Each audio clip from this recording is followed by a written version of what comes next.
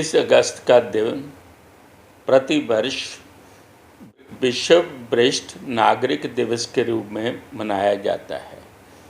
यह परंपरा सन 1988 में प्रारंभ की गई, निर्विघ्न चली आ रही है। मैं वरिष्ठ नागरिकों से एक बात कहना चाहता हूँ कि इस बात में कोई संदेह नहीं है कि आप वट वृक्ष हैं। आपकी छाया के तले वर्तमान पीढ़ी के लोग घूम रहे हैं, आनंद ले रहे हैं। आप सौभाग्यशाली हैं और आदर के पात्र हैं। इसके साथ साथ मैं एक बात और भी जोड़ देना चाहता हूँ कि प्रत्येक वरिष्ठ नागरिक के मन मस्तिष्क में यह बात दृढ़ता से बैठी होनी चाहिए कि वो चाहे फल देने वाला पेड़ बने। तभी आपके पास जो वर्तमान पीढ़ी के लोग हैं, जो बच्चे हैं, वो आकर्षित होकर आएंगे। उन्हें कुछ न कुछ चाहिए। आज से लगभग 500 वर्ष पहले गुरु नानक देव जी ने कहा था, सिंबल रुख सरायरा अति दीर्घ अति मच, फल फिक्के फुल बक बके, काम न आवे पत, ओए जे आवे आस करी, जाए निराशे कत।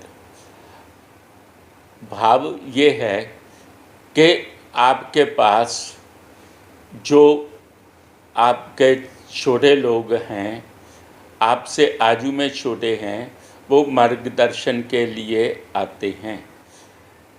उनको कुछ ना कुछ आपसे मार्गदर्शन अवश्य मिलना चाहिए।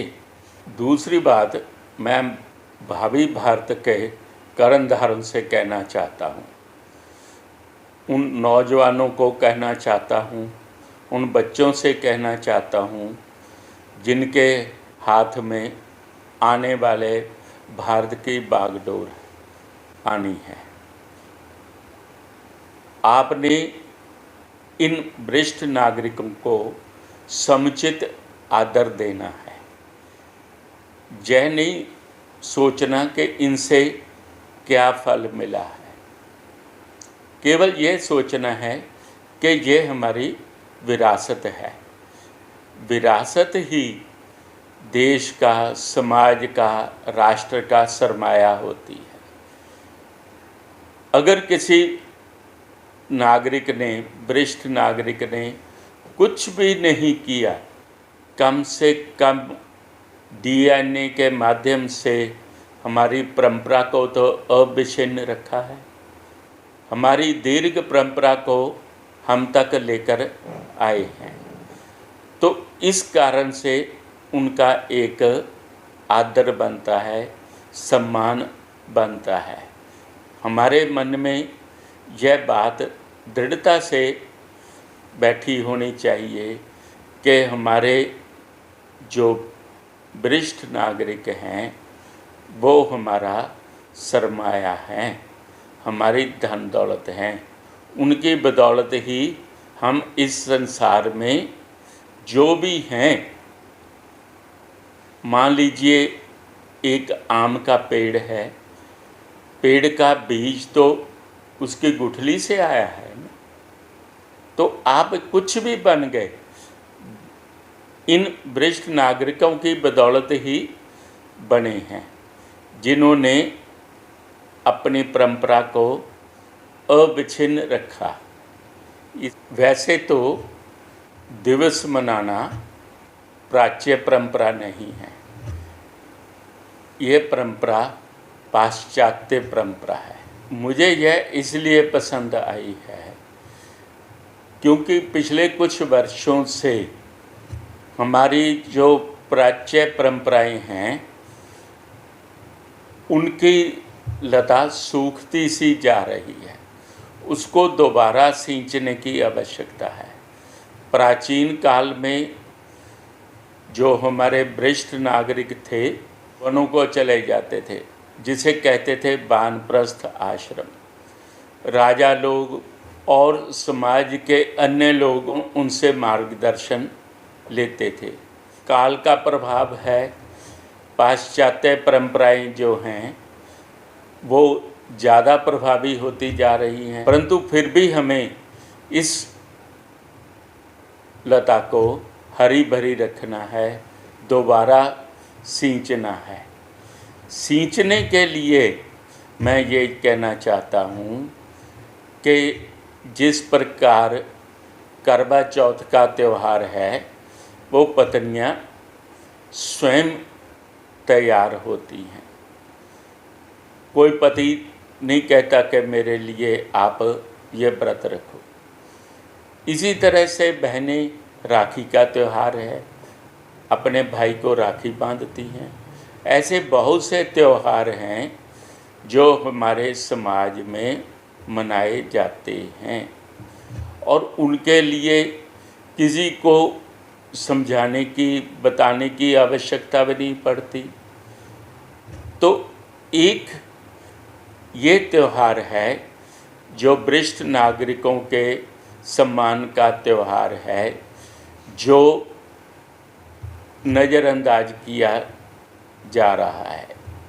इसके लिए हमारे स्कूलों के, कॉलेजों के अध्यापकों को आगे आना होगा।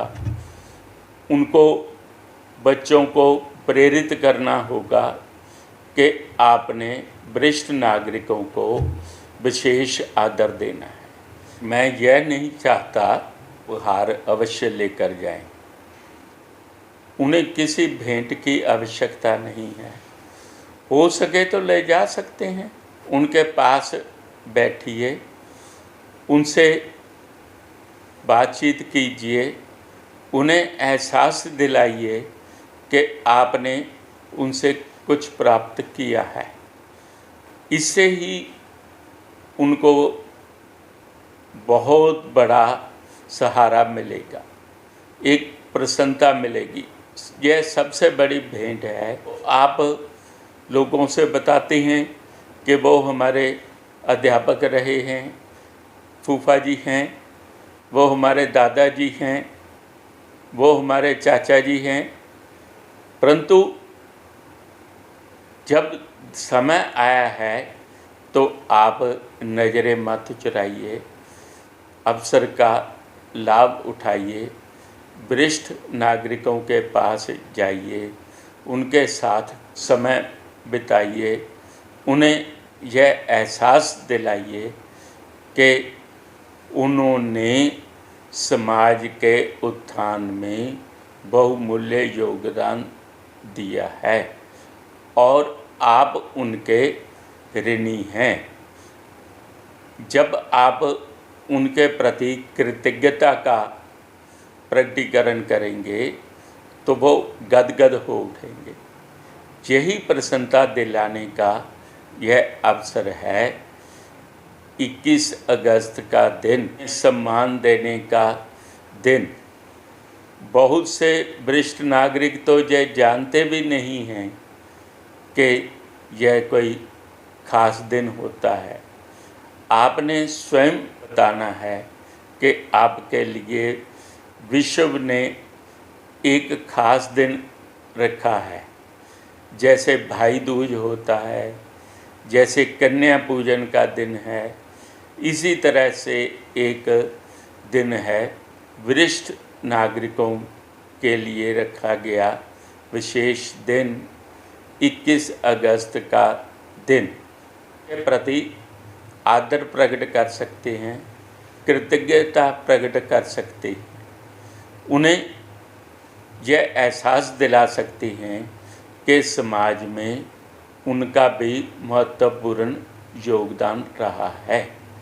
यही मेरी आशा है, यही मेरा अनुरोध है। धन्यवाद।